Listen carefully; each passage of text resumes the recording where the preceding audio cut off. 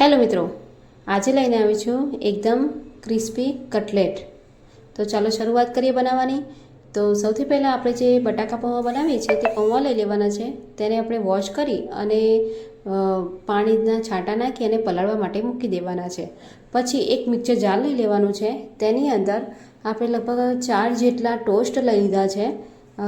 એનો આપણે fine powder બનાવી દેવાનો છે. એને આપણે જારની અંદર થોડા નાના ટુકડા કરી દેવાના અને પછી એને પીસવાનું છે, એટલે ફાઇન પાવડર તૈયાર થઈ જશે એનો.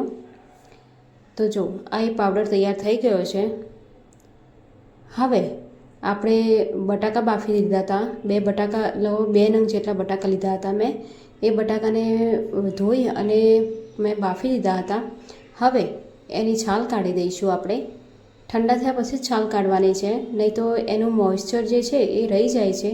તેના હિસાબે આપણી કટલેટ જે છે એ ઢીલી થઈ જાય છે.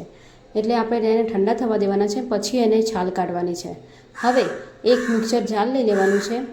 તેની અંદર આપણે લગભગ 3-4 જેટલા લવિંગિયા મરચાં લીધા છે અને આદુનો ટુકડો લઈ લીધો છે, 1/2 ઇંચ જેટલો, અને શિમલા મરચું લઈ લીધું છે. શિમલા મરચાંને મેં જે બીજ છે એ કાઢી નાખ્યા છે અને પછી એને કટ કરી નાખ્યા હતા. આમ તો બાળકો શિમલા મરચું ને બધું ખાતા નથી હોતા, પણ આ રીતે જો તમે મિક્સીમાં ક્રશ કરીને પછી આપશો તો એ ખાઈ જશે. તો જો આ રીતે મેં એની પણ પેસ્ટ બનાવી દીધી છે. હવે જે બટાકા મેં બાફ્યા હતા એ બટાકાને આપણે છીણીની મદદથી છીણી લેવાના છે, જેથી એમાં લમ્સ ના રહે. તમે હાથથી પણ ક્રશ કરી શકો છો, પણ હાથથી ક્રશ કરશો તો એમાં લમ્સ રહી જાય છે. એટલે આપણે આ રીતે છીણી લેવાના છે, કેમ કે એમાં ગુઠલી જેવું રહેવું ના જોઈએ બટાકામાં, નહીં તો આપણી કટલેટ જે છે એ ફાટી જાય છે. હવે જો આપણે જે મરચાં આદુની પેસ્ટ બનાવી હતી એ આપણે લઈ લેવાની છે. એ મેં આમાં એડ કરી છે. આ મરચાં તીખા હતા એટલે મેં લાલ મરચું એડ નથી કર્યું, ખાલી ગ્રીન મરચું જ રાખ્યું છે.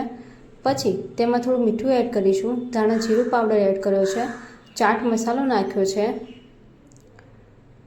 પછી આપણે જે પૌવા પલાળીને મૂક્યા હતા એ પૌવા આમાં એડ કરી દેવાના છે. આ એકદમ ક્રિસ્પી કટલેટ બને છે. તમે ચોક્કસથી એક વખત ઘરે ટ્રાય કરજો. એકદમ સિમ્પલ ઇન્ગ્રીડિયન્ટ્સમાંથી બને છે. હવે મેં લગભગ 2 ચમચી જેટલું આમાં કોર્નફ્લોર લઈ લીધું હતું અને આપણે જે ટોસ્ટનો ભૂક્કો બનાવ્યો હતો એ પણ લઈ લીધો છે. આમાં જેટલો પણ ભૂક્કો હતો મેં આમાં એડ કરી નાખ્યો છે, જેથી આપણા જે બટાકા છે એ બાઇન્ડ થઈ જશે, આમાં બાઇન્ડિંગ આવી જશે તેના માટે. એટલે આપણી કટલેટ જે છે એ ફાટશે નહીં અને તેલમાં છૂટી નહીં પડે. હવે આને બરાબર આપણે મસળી લેવાનું છે. પછી આની અંદર મેં થોડો આમચૂર પાવડર એડ કર્યો છે, કેમ કે ટોસ્ટ જે છે એની મીઠાશ હોય છે, એની મીઠાશને બેલેન્સ કરવા માટે મેં આમાં થોડું આમચૂર પાવડર એડ કર્યો છે. પછી જો આ રીતનો લોટ બાંધીને તૈયાર કરી દેવાનો છે. અને આપણે જે કટલેટનું બીબું હોય છે, જેનો શેપ પાડવા માટે હોય છે, એ આપણે લઈ લેવાનું છે અને આ રીતની લાડુડીઓ વાળી દેવાની છે. પછી આપણે જે કટલેટની બીબું છે એની અંદર આપણે આ ભરી દેવાનું છે. ચારો તરફથી તમારે ઇક્વલ આને પ્રેસ કરવાનું છે, જેથી આપણે બહુ એનો શેપ એક સરખો લાગે તેના માટે. આ કટલેટ તમે દહીં જોડે પણ સર્વ કરી શકો છો, ચટણી જોડે પણ સર્વ કરી શકો છો, અને હા, આને તમે ટિક્કીની જેમ પણ યુઝ કરી શકો છો. એટલે એક રેસીપી તૈયાર થઈ જાય છે કે કટલેટ ચાટ, એ પણ તમે બનાવી શકો છો. આની ઉપર તમે બટાકાનો માવો કે રગડો એડ કરી અને બધા મસાલા ચટણીઓ નાખી તમે સર્વ કરી શકો છો. પણ મિત્રો એટલી ટેસ્ટી આ લાગે છે.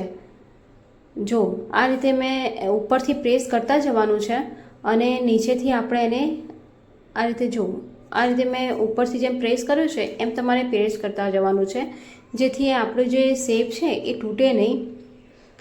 જો આ રીતે ઇક્વલી શેપ પાડવાનો છે. થોડું કિનારી એ થઈ જાય તો એનું કોઈ ટેન્શન લેવાની જરૂર નથી. એને સાઈડમાંથી થોડું આપણે પ્રેસ કરી એનો શેપ આપણે આપી દેવાનો છે. આ રીતે મેં બધી કટલેટ તૈયાર કરી નાખી છે. હવે તેલ ગરમ કરવા માટે મેં મૂકી દીધું હતું. હવે તેલ ગરમ થઈ ગયું છે, તો આપણે જેટલી કટલેટ અંદર સમાય તેટલી આપણે આની અંદર એડ કરી દેવાની છે. બહુ વધારે એડ નથી કરવાની, નહીં તો આપણી જે કટલેટ છે એકબીજાને ચીપકી જાય છે અને ચોંટી જાય છે.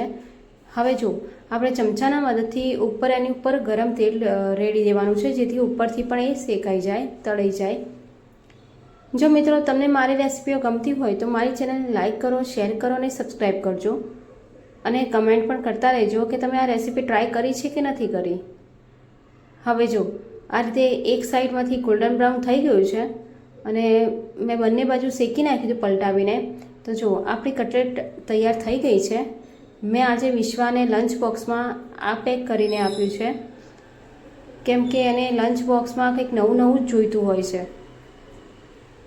તો જો આ એકદમ ક્રિસ્પી કરારી કટલેટ આપણી તૈયાર થઈ ગઈ છે. આને તમે ગરમ ગરમ પણ સર્વ કરી શકો છો. તમે એમનેમ ખાશો તો પણ એકદમ ટેસ્ટી લાગે છે આ કટલેટ. જો એમ મેં બીજી જે કટલેટો હતી એ પણ આમાં એડ કરી અને એ પણ તળાઈ ગઈ છે. તો તૈયાર છે ક્રિસ્પી કટલેટ.